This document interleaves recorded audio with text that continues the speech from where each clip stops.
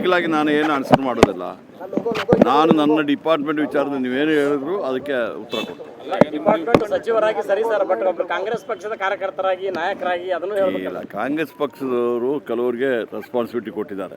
ಅಲ್ಲಿ ಅಧ್ಯಕ್ಷರು ಇರ್ತಾರೆ, ಚೀಫ್ ಮಿನಿಸ್ಟರ್ ಇರ್ತಾರೆ, ಬೇರೆ ಬೇರೆ ಸ್ಪೋಕ್ಸ್ ಪರ್ಸನ್ಸ್ ಇರ್ತಾರೆ, ಮತ್ತು ಅವ್ರಿಗೆಲ್ಲ ಅದು ಕೊಟ್ಟಿದ್ದಾರೆ. ಪವರ್ ಶೇರಿಂಗ್ ವಿಚಾರನೇ ರಾಜ್ಯ ರಾಜಕಾರಣದಲ್ಲಿ ಪ್ರಮುಖ ಆಗ್ತಾ ಇದೆ. ನಾನೊಂದೇ ಅಲ್ಲ, ಯಾರು ಹೇಳಿದಾರೆ ನಿಮಗೆ ಪವರ್ ಶೇರಿಂಗ್? ಹೈಕಮಾಂಡ್ ಅವ್ರು ಹೇಳಿದಾರಾ?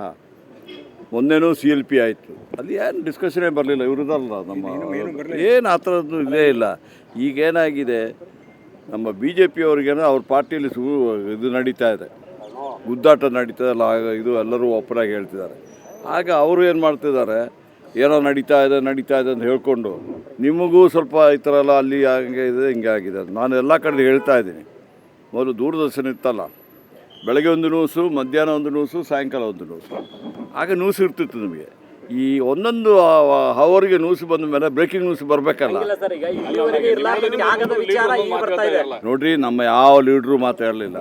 ನೀವು ಅದನ್ನೆಲ್ಲ ಇದು ಮಾಡಿ ಇಲ್ಲಿವರೆಗೆ ಇಲ್ಲದ ತ್ಯಾಗದ ವಿಚಾರ ಈಗ ಬರ್ತಾ ಇದೆ. ತ್ಯಾಗ ಅಂದ್ಬಿಟ್ಟು ಕಾಂಗ್ರೆಸ್ ಪಕ್ಷದ ತ್ಯಾಗ ಇವತ್ತು ಇಲ್ಲಿ ಅಲ್ಲ.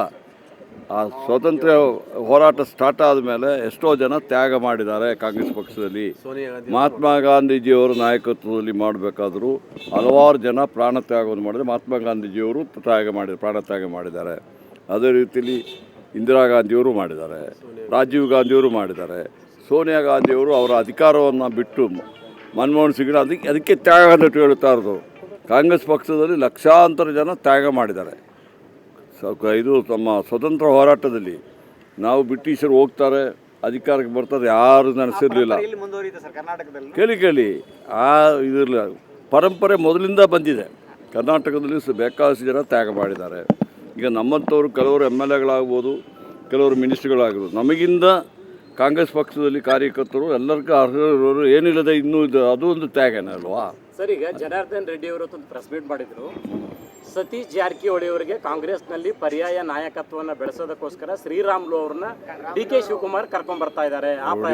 ಜನಾರ್ದನ್ ರೆಡ್ಡಿ ನಮ್ಮ ಪಕ್ಷದ ವಿಚಾರ ಮಾತಾಡಲಿಕ್ಕೆ ಯಾರು ಅವರಿಗೆ ಅಧಿಕಾರ ಕೊಟ್ಟಿದ್ದಾರೆ? ಇವತ್ತು ಬೆಳ್ಳಾರಿ ರಿಪಬ್ಲಿಕ್ ಮಾಡಿ ಎಲ್ಲ ಮಾಡಿ ನಿಮಗೆಲ್ಲ ಗೊತ್ತಿದೆ ಏನು ಮಾಡಿದ್ದಾರೆ. ಅವರು ಮಾತು ನಮಗೆ ಕೇಳ್ತೀರಾ?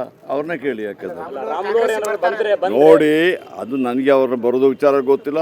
ನಾನು ಅದಕ್ಕೆ ಯಾವ ಪಕ್ಷದಲ್ಲಿ ಸಮೇತ ಅವ್ರನ್ನ ಅಡ್ಮಿಟ್ ಮಾಡೋದಲ್ಲಾಗಿ ಅವ್ರ ವಿಚಾರ ಮಾತಾಡಲಿಕ್ಕೆ ನನಗೇನು ಪಕ್ಷ ಅಧಿಕಾರ ಕೊಡಲಿಲ್ಲ ನನಗೆ.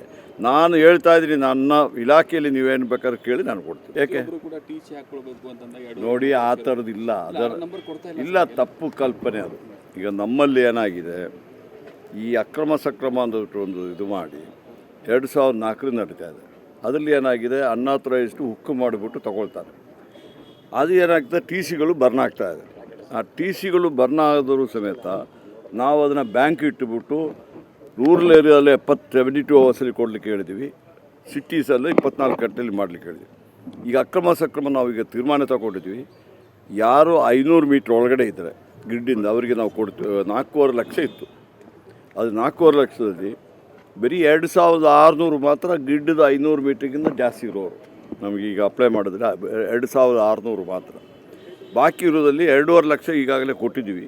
ಬಾಕಿ ಇರೋದಕ್ಕೂ ನಾವು ಗ್ರಿಡ್ಡಿಂದಲೇ ಕೊಡಲಿಕ್ಕೆ ಹೋಗುತ್ತೆ. ಗ್ರಿಡ್ಡಿಂದ ಕೊಟ್ಟುಬಿಟ್ರೆ ನಮಗೆ ಸುಲಭವಾಗಿ ಅಂತ ಹೇಳಿದ್ರೆ ಆದಷ್ಟು ಬೇಗನೆ ಕೊಡುವಂಥ ಕೆಲಸ ಮಾಡ್ತಾಯಿದ್ವಿ. ಏನು ಕಾರ್ಪೊರೇಷನ್ ಕಡೆಯಿಂದನೂ ಕೂಡ ಪರ್ಮಿಷನ್ ತಗೊಳ್ಳುವಾಗ ಯಾವುದೇ ಇನ್ಫಾರ್ಮೇಷನ್ ಇಲ್ಲ. ಈ MS ಬಿಲ್ಡ್ ಮಾಡ್ಬೇಕಾದ್ರೆ TC ಬರುತ್ತೆ ಅಂತ ಹೇಳಿ. ಆಮೇಲೆ MS ಏನು ನೀವು ಹೇಳ್ತಾ 5000 ಸ್ಕ್ವೇರ್ ಫೀಟ್ ಅಬವ್ ಕಟ್ಟಡ ಕಟ್ಟೋದಿಲ್ಲ. ಅದಕ್ಕೀಗ ನೀವು ಯಾವುದೇ ಕಟ್ಟಡಕ್ಕಾದರೂ ನೀವು ಎಲೆಕ್ಟ್ರಿಸಿಟಿ ಇರಬೇಕಾದ್ರೆ ಅಪ್ಲಿಕೇಶನ್ ಹಾಕಬೇಕು. ನಮ್ಮ ಎಲೆಕ್ಟ್ರಿಸಿಟಿ ಇಂಜಿನಿಯರ್ ಬಂದುಬಿಟ್ಟು ಅದನ್ನು ಇದು ಮಾಡ್ತಾರೆ, ಎಷ್ಟು ಕೆಪಾಸಿಟಿ ಇರಬೇಕು, ಏನಿರಬೇಕು ಅಂತ ಹೇಳ್ಬಿಟ್ಟು ಅವ್ರು ತೀರ್ಮಾನ ಕೊಟ್ಬಿಟ್ಟು ಆ ಬಿಲ್ಡಿಂಗ್ಗಳಿಗೆ ಕೊಡ್ತಾರೆ. ಆ ರೀತಿಯಲ್ಲಿ ಅವರು ವ್ಯವಸ್ಥೆ ಮಾಡಿದ್ರೆ ಅವರಿಗೆ ಕನೆಕ್ಷನ್ ಕೊಡಲಿಕ್ಕೆ ಆಗೋದು. ಈಗ ಇಲ್ಲಿ ಸೇಡಂ ತಾಲೂಕು ಮುಧೋಳ ಅಂತ ಗ್ರಾಮದಲ್ಲಿ ಸರ್ 15-20 ದಲಿತ ಕುಟುಂಬಗಳಿಗೆ ನಿಮ್ಮವರು ಕೇಸ್ ಫೈಲ್ ಮಾಡಿ ನೋಟಿಸನ್ನು ಇಶ್ಯೂ ಮಾಡಿ ಯಾವ ವಿಚಾರದಲ್ಲಿ ಕೇಸ್ ಮನೆಗಳಿಗೆ ಕರೆಂಟ್ ತೊಗೊಂಡಿರೋದಕ್ಕೋಸ್ಕರ 40-50 ವರ್ಷದಿಂದ ನೋಡಿ, ಆ ಥರ ದಲಿತ ಕುಟುಂಬ ಇದ್ದರೆ ಅವ್ರ ಮೇಲೆ ಕೇಸ್ ಹಾಕಿದರೆ ನಾನು ವಿವರ ತಿಳಿಸ್ತೀನಿ. ಎಲ್ಲಿ ಹೇಳಿದ್ರೆ ಅದು ನಾನೀಗ ಮೀಟಿಂಗ್ ಮಾಡ್ತಾ ಇದ್ದೇವೆ, ನಮ್ಮ ಶಾಸಕರು ಎಲ್ಲ ಇರ್ತಾರೆ. ನೋಡಿ, ಅದು ಸಿಟಿದು ಏನೇ ಬೇಕಾದರೂ ಸಿಟಿ ಕಾರ್ಪೊರೇಷನ್ ನಾವು ಕೇಳಿ ಮೊದಲಾಗಿದ್ದು ಕಾರ್ಪೊರೇಷನ್ ಬಿಟ್ಟ ನಿಜ ಸರ್. ನೋಡಿ. ಎರಡನೇ ಇನ್ಸಿಡೆಂಟ್ ಆಗಿದ್ದು ಜೆಸ್ಕಾಂ ಪೋಲ್ ಅಂತ ಆಗಿರೋದು ಸರ್. ನೋಡಿ, ಜೆಸ್ಕಾಂ ಪೋಲಿದೆ ಆಗಿರ್ಬೋದು, ಕೇಳಿ ಆಯಿತು. ಅದು ಯಾರೇ ಆಗಲಿ, ಕಾರ್ಪೊರೇಷನ್ ಇರಲಿ, ಜೆಸ್ಕಾಂ ಅವರು ಇರಲಿ, ಯಾರಿಗೂ ಆದರೂ ಇಮಿಡಿಯೇಟಾಗಿ ಅದ್ರ ವಿಚಾರದಲ್ಲಿ ನಾವು ಒಂದು ಇದು ಮಾಡಿ ಅವ್ರಿಗೆ ಏನು ಕಾಂಪನ್ಸೇಷನ್ ಕೊಡಬೇಕು ಕೊಡ್ತೀವಿ. ಅದು ಆಯ್ತಮ್ಮ, ನಾನು ಮಿನಿಸ್ಟ್ರ್ ಆಗಿ ಹೇಳ್ತಾ ಇದ್ದೀನಲ್ಲ, ಅದನ್ನು ಒಂದು ಅಪ್ಲಿಕೇಶನ್ ಕೊಡಿ ನನಗೆ, ಈಗ ಮಾತಾಡಿ ಕೇಳ್ತೀನಿ ಏನಾಯ್ತು ಅಂದ್ಬಿಟ್ಟು. ನನಗೆ ಅದು ಆಫ್ ಹ್ಯಾಂಡೆಡ್ ಆಗಿ ಹೇಳಲಿಕ್ಕೆ ಆಗೋದಿಲ್ಲ, ನೀವು ಕೊಡಿ ನನಗೆ. ನಾನು ಹೌದಮ್ಮ, ಈಗ ನಮ್ಮ ನಾಯಕರು ಹೇಳ್ತಾ ಇದ್ದಾರೆ, ಅಲ್ಲಂ ಪ್ರಭು ಅವರು ಹೇಳ್ತಾ ಇದ್ದಾರೆ, ಈಗ ಅವರು ಅಲ್ಲಿ ಹೇಳ್ಬಿಡ್ಲಿ, ಅಲ್ಲಿ ಅವರು ಹೇಳ್ತಾರೆ, ಹೇಳಿದ ಕೂಡಲೇ ಇಮಿಡಿಯೇಟಾಗಿ ನಾವು ಡಿಸಿಷನ್ ತೊಗೊಂಡು ಇದು ಮಾಡ್ತೀವಿ. ನೀವು ದಲಿತ ಕುಟುಂಬಕ್ಕೆ ಆ ಥರ ಏನಾದರೂ ಮಾಡಿದ್ರೆ ಇಮಿಡಿಯೇಟಾಗಿ ನಾವು ಅದನ್ನು ರಾಮಸೇನೆ ಕಾರ್ಯಕರ್ತರು ಅಲ್ಲ ಇಲ್ಲಿ ವಿಚಾರ ಹೇಳ್ತಾ ಇದ್ದೀವಿ. ಎಲ್ಲಿದದು? ಮುದೋಳ ಸರ್, ಸೇಡಂ ಮುದೋಳಲ್ಲಿ ನೀವು ಮಿನಿಸ್ಟರ್ ಗೊತ್ತಿದೆ ಆ ವಿಚಾರ. ಸರಿ, ಈಗ ಕೇಳ್ತೀನಿ, ನಮ್ಮ ಎಲ್ಲರೂ ಇರ್ತಾರಲ್ಲ, ಕೇಳ್ತೀನಿ ಅದು ಏನಾಯ್ತು. ಸರ್ ಫೈನಲಿ ಅದಕ್ಕೆ ನಾನು ಯಾವಾಗಲೂ ಮೀಟಿಂಗ್ ಆದಮೇಲೆ ನಿಮ್ಮನ್ನು ಮೀಟ್ ಮಾಡ್ತೀನಿ ಅಂತ ಹೇಳ್ತಾರೆ.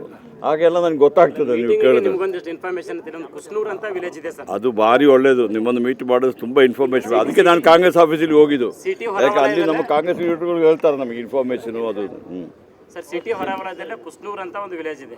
ಅವ್ರಿಗೆ ಕರೆಂಟ್ ವೀರಶೆಟ್ಟಿ ಕುಸ್ನೂರ್ ಅವ್ರದ್ದು ಊರಾ? ಗುಲ್ಬರ್ಗ ಹತ್ರ ಅದೇ ಬಿದರಲ್ಲಿ. ಗುಲ್ಬರ್ಗ ಪಕ್ಕದಾಗೆ ಇದೆ. ಅವ್ರ ಮನೆ ಯೂನಿವರ್ಸಿಟಿ ಹಿಂದ್ಗಡೆ. ಅವ್ರ ಮನೆ ಮಾಡಿದ್ರು ಕರೆಂಟ್ ಬಿಲ್ ತೀರ್ಸಕ್ಕಾಗಲ್ಲ. ನೋಡಿ, ಅದೇನೋ ತಪ್ಪಾಗಿದೆ, ಅದು ಸರಿ ಮಾಡಿಸೋಣ ಅದನ್ನು. ಅದಕ್ಕೆ ನಾವು ಒಂದು ವ್ಯವಸ್ಥೆ ಇದೆ ನಮಗೆ, ನಮ್ಮ ಎಲೆಕ್ಟ್ರಿಸಿಟಿ ಆಫೀಸ್ ಇರ್ತದೆ, ಅದು ಇರ್ತದೆ. ಅದು ನನಗೆ ಕೊಟ್ಟರೆ ನಾನು ಇಮಿಡಿಯೇಟಾಗಿ ವೆರಿಫೈ ಮಾಡಿಸಿ. ಒಂದೊಂದು ಸತಿ ತಪ್ಪಾಗ್ತದೆ, ಅದನ್ನು ರೆಕ್ಟಿಫೈ ಮಾಡೋಣ.